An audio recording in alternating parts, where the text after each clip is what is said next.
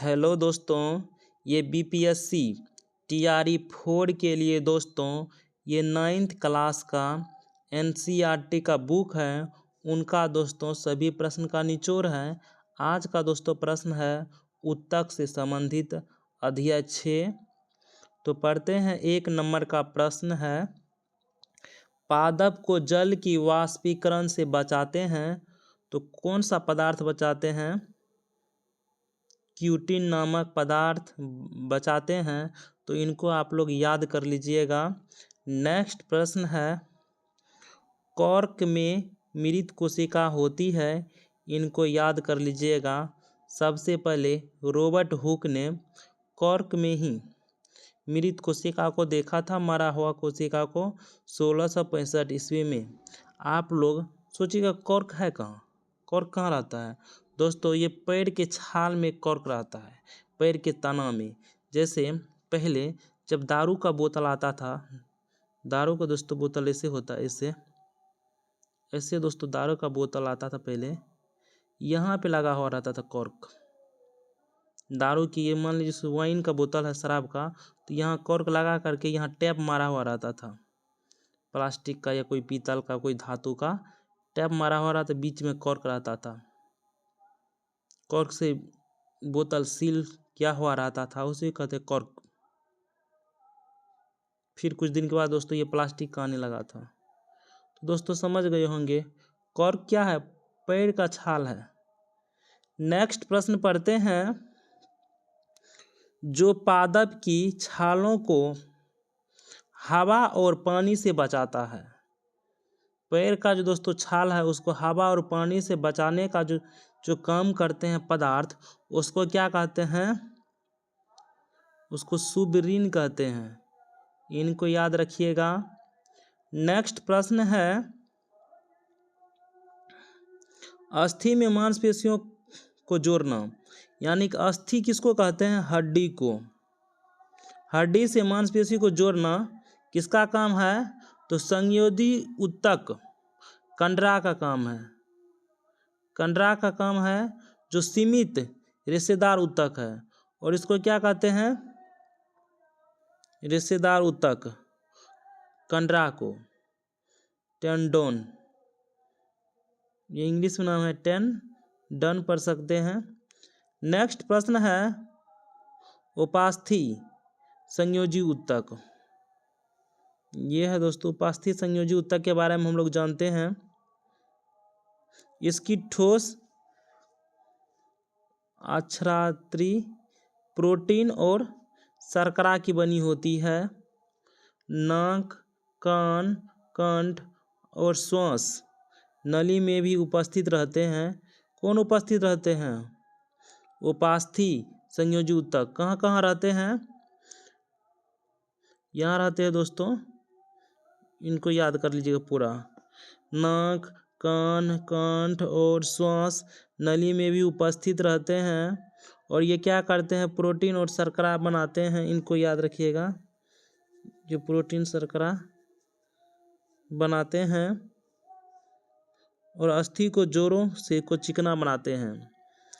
अस्थि और जोड़ों को चिकना बनाने का काम कौन करते हैं? जोड़ किसको कहते हैं दोस्तों? जहाँ पे दो हड्डी आके जुड़ते हैं उसको चिकना बनाते हैं।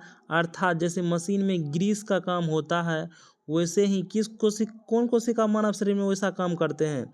ग्रीस का काम। तो उपास्थि कोशिका संयोजी उत्तक जो है, ये मानव शरीर में ग्रीस का काम करते हैं, यानी कि ये जोड़ को चिकना बनाने का काम करते हैं।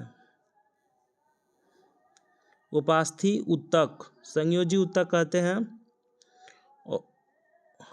और अस्थि से मांसपेशी को जोड़ने वाला उत्तक कौन सा है?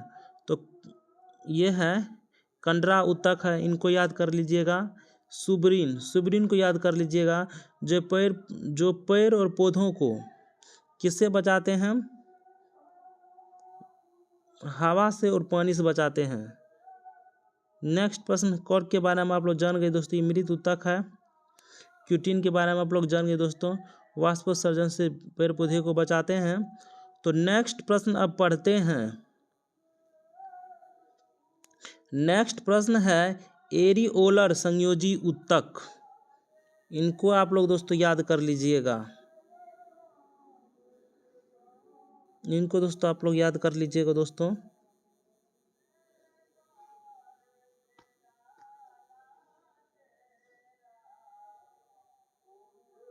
एरिओलर संयोजी ऊतक जो है इनके बारे में पढ़ते हैं। त्वचा और मांसपेशी के बीच रक्त नलिकाओं के चारों ओर नसों एवं अस्थि मज्जा में भी बना होता है। अस्थि मज्जा बहुत इंपॉर्टेंट प्रश्न है। अस्थि मज्जा किसको कहते हैं? जहां मानव शरीर में खून बनता है, ब्लड बनता है, उसी को अस्थि मज्जा कहते हैं।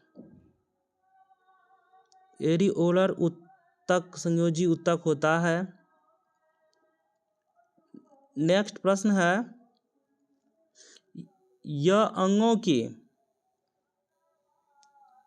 भीतर की खाली जगह को भरता है। अंग के जो भीतर में खाली जगह है उसको भी भरने का काम कौन करता है? एरिओलर संयोजी ऊतक।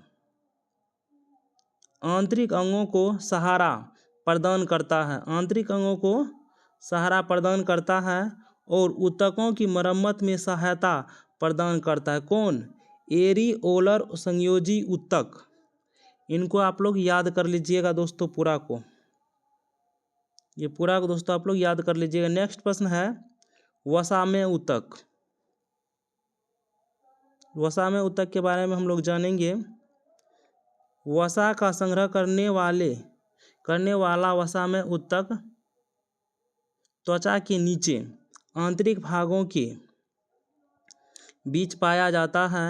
इनको आप लोग याद कर लीजिएगा। इस ऊतक की कोशिकाएं वसा की गोलिकाओं से भरी होती है। वसा संग्रहित होने के कारण ये जो है दोस्तों क्या होता है? ऊष्मीय कुचालक का कार्य भी करता है। वसा में ऊतक जो है ऊष्मीय कुचालक का कार्य भी करता है। वसा में जो ऊतक है दोस्तों, ये वसा में ऊतक मानव शरीर में जो भी ऊर्जा जो है दोस्तों, ऊर्जा कौन बनाते हैं? वसा बनाते हैं।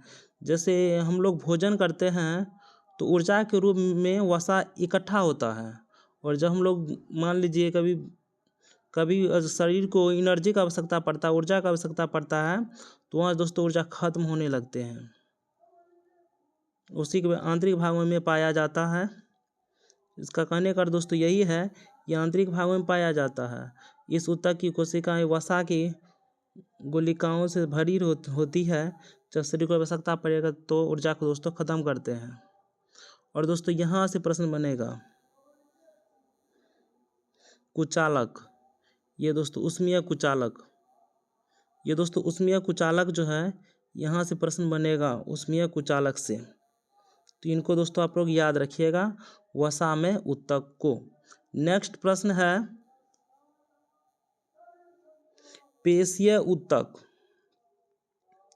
पेशीय ऊतक लंबी कोशिकाओं का बना होता है। इस बात को याद रखिएगा, जिसे पेशीय रेशा भी कहते हैं। इनको पेशीय रेशा भी कहते हैं। हमारे शरीर में गति के लिए उत्तरदायी है। पेशीय रेशा के कारण ही मानव शरीर एक जगह से दूसरी जगह जा सकते हैं। जितना भी जीव जंतु है एक जगह से दूसरी जगह क्यों जाते हैं? पेशीय ऊतक के कारण ही जाते हैं। मानव शरीर को गति करवाते हैं। पेशीय ऊतक में विशेष प्रकार की प्रोटीन होती है। इस बात को याद रखिएगा। पेशीय ऊतक में विशेष प्रकार के प्रोटीन होते हैं जिसे सिकुड़ने पर प्रोटीन क्या होता है? उसे प्रोटीन कहते हैं, उसे सिकुड़ने वाला प्रोटीन कहते हैं। पेशीय ऊतक में जो विशेष प्रकार का प्रोटीन होता है उसको सिकुड़ने वाला प्रोटीन कहते हैं। इस बात को याद रखिएगा, पूछा जा सकता है। जिसके कारण गति करना संभव है। मानव शरीर जो एक जगह से दूसरे जगह जाते हैं किसके कारण? इसी कारण पेशियाँ ऊतक के कारण ही मानव शरीर गति करते हैं, एक जगह से दूसरे जगह जाते हैं। तो पेशियाँ ऊतक को आप लोग याद कर लीजिएगा। पेशियाँ ऊतक में विशेष प्रकार के प्रोटीन बनते हैं और इसे सिकुड़ने वाला प्रोटीन भी कहते हैं। पेशियाँ ऊतक को पेशियाँ रेशा भी कहते हैं। तो ये बात को दोस्तों आप लोग याद रखिएगा। नेक्स्ट प्रश्न है, ऐच्छिक पेशियाँ या कंकाल पेशियाँ ऊतक। ऐच्छिक पेशियाँ ऊतक के बारे में हम लोग जानते हैं। ऐच्छिक मीन्स होता है कि अपनी इच्छा के अनुसार कोई भी कार्य करते हैं। हाथ और पैर में विद्यमान पेशियों को हम अपनी इच्छा अनुसार गति कर सकते हैं। पेशियाँ और अपनी इच्छा के अनुसार गति करते हैं, सही बात है। और रोक भी सकते हैं, मन होगा तो गति करवाएंगे, नहीं मन होगा तो नहीं करेंगे। इसे रेखीय पेशी भी कहते हैं क्योंकि रेखा के समान होती है। नेक्स्ट प्रश्न पढ़ते हैं, अनैच्छिक पेशियाँ ऊतक। जिस क्रिया पर हम नियंत्रण नहीं कर पाते हैं उसको ही कहते हैं अनैच्छिक पेशियाँ ऊतक। जैसे दिल का धड़कना, पलकों का झपकना और भोजन पाचन क्रिया। दोस्तों, जैसे मानव शरीर का दिल धड़कता है तो हम लोग अगर सोचेंगे दिल का जो धड़कन है 1 सेकेंड के लिए रोक ले तो क्या रोक पाएंगे? नहीं, वो अनैच्छिक क्रिया वो होता ही रहेगा। जैसे पलक होता है, पलक का झपकना, आँख का जो पलक होता है उस पर किसी का बस नहीं चलता, वो खुद पलक झपकाते हैं फिर खोलते हैं। पलक का झपकना जो है यह अनैच्छिक क्रिया, हम नहीं चाहेंगे ऐसा करना फिर भी हो जाएगा। जैसे भोजन पाचन की क्रिया, भोजन पाचन क्रिया हम चाहते हैं कि 1 सेकेंड के लिए भोजन का पाचन रुक जाए। क्या 1 सेकेंड के लिए भोजन का पाचन रुक सकता है? नहीं, तो यह अनैच्छिक क्रिया है। ये सब अनैच्छिक क्रिया के अंतर्गत आएंगे।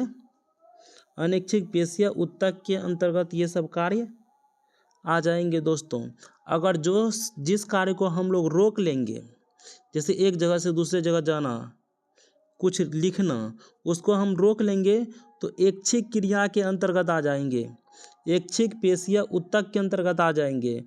जो कार्य को हम नहीं रोक पाएंगे, दिल का धड़कना, जैसे सोचने के नियम, ये सब पाचन क्रिया का नियम, जैसे शरीर में ब्लड एक जगह से दूसरे जगह जाते हैं, हम सोचे हैं ये कि मेरा ब्लड एक जगह दूसरे जगह ना जाए, रुक जाए, तो ये रोकना संभव है? ये अनैच्छिक क्रिया है ना, हम क्रिया नहीं करेंगे फिर भी मेरा शरीर उस क्रिया करेगा। नेक्स्ट प्रश्न है, तंत्रिका ऊतक। तंत्रिका ऊतक को दोस्तों आप लोग याद रखिएगा। तंत्रिका ऊतक कोशिकाओं की तंत्रिका कोशिका या न्यूरॉन कहा जाता है। न्यूरॉन में केंद्रक कोशिका द्रव्य होता है, इस बात को आप लोग याद रखिएगा। ये केंद्रक कोशिका द्रव्य को आप लोग याद रखिएगा दोस्तों।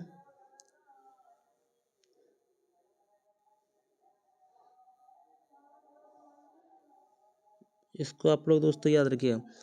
तंत्रिका ऊतक में केंद्रक होता है, कोशिका द्रव्य होता है, इससे लंबे पतले बालों जैसी संरचना होती है जिसे क्या कहते हैं? एक्सोन कहते हैं। यह तंत्रिका कोशिका 1 मीटर तक का हो सकता है। तंत्रिका कोशिका की लंबाई कितना हो सकता है? 1 मीटर तक का हो सकता है। दोस्तों, तंत्रिका कोशिका का लंबाई कितना हो सकता है? 1 मीटर तक हो सकता है। 1 ठो प्रश्न है, 2 गो प्रश्न, 3 गो प्रश्न, 4 गो अनैच्छिक क्रिया, 5 गो ये दिल का धड़कना, भोजन, ये सब उदाहरण है दोस्तों। इसको अनैच्छिक क्रिया कहते हैं, जिस क्रिया पे मेरा नियंत्रण न हो। जैसे आँख के पलक है, वो खुद से झपकते हैं और सही हो जाते हैं, जिसमें मानव का बस नहीं होता है। जैसे दिल का धड़कन जो है, ये दिल का धड़कन चाहेंगे हम 1 सेकेंड के लिए रुक जाए तो क्या रुकेगा? नहीं रुक पाएगा ना। तो अनैच्छिक क्रिया के अंतर आएंगे जिस क्रिया को हम रोक नहीं पाएंगे। और जैसे एक जगह से दूसरे जगह जाना, तो ऐच्छिक पेशियाँ ऊतक के अंतर्गत आएगा। तो दोस्तों, वीडियो करते हैं ख़त्म। जहाँ दोस्तों नहीं समझे हैं वीडियो को एक बार फिर से देख लीजिएगा, आप लोग समझ जाइएगा।